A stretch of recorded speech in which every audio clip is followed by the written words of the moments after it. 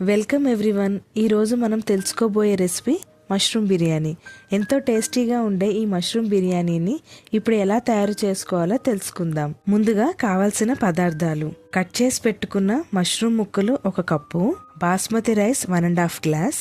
రైస్ని 10 నిమిషాల పాటు నానబెట్టుకుంటే సరిపోతుంది.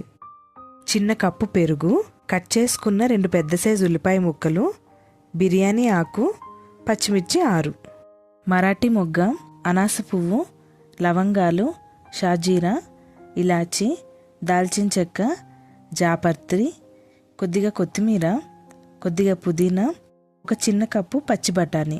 ఇప్పుడు స్టవ్ మీద బిర్యానీ పాట్ పెట్టుకొని తగినంత నెయ్యి, ఆయిల్ వేసుకొని ఇక హీట్ అయిన తరువాత దాల్చిన చెక్క, జాపత్రి, మరాఠీ మొగ్గ, అనాస పువ్వు, లవంగాలు, షాజీరా, ఇలాచి, బిర్యానీ ఆకు, అలాగే కట్ చేసుకున్న ఉల్లిపాయ ముక్కలు, పచ్చిమిర్చి వేసుకొని బాగా కలుపుకోవాలి.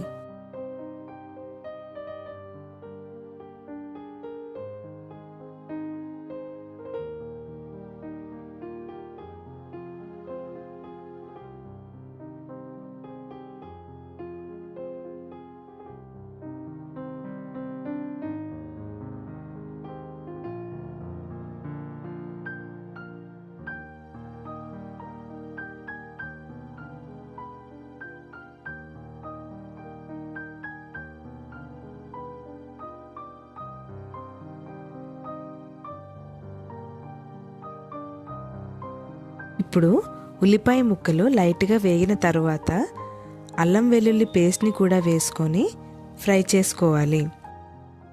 తరువాత కట్ చేసి పెట్టుకున్న మష్రూమ్ ముక్కల్ని వేసుకొని ఒకసారి కలుపుకోవాలి. అలాగే పచ్చి బఠానీని కూడా వేసుకోవాలి.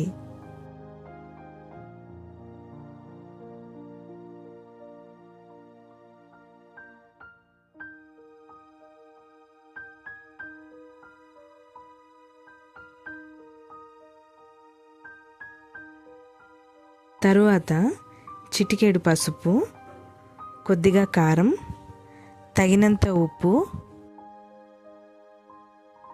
1 చిన్న కప్పు పెరుగు, చిటికెడు బిర్యానీ మసాలా పౌడర్ వేసుకొని బాగా కలుపుకొని మూత పెట్టుకోవాలి.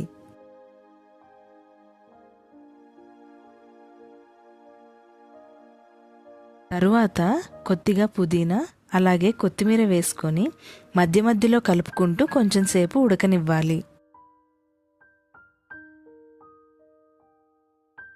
ఇప్పుడు 1.5 గ్లాస్ రైస్కి గాను 2.5 గ్లాస్ వాటర్ వేసుకోవాలి.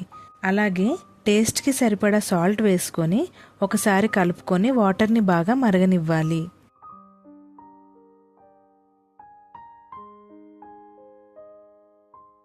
ఇక్కడ చూపిస్తున్న విధంగా వాటర్ బాగా మరిగిన తరువాత 10 నిమిషాల పాటు నానబెట్టుకున్న బాస్మతి రైస్ని వేసుకొని బాగా కలుపుకొని ఉడకనివ్వాలి.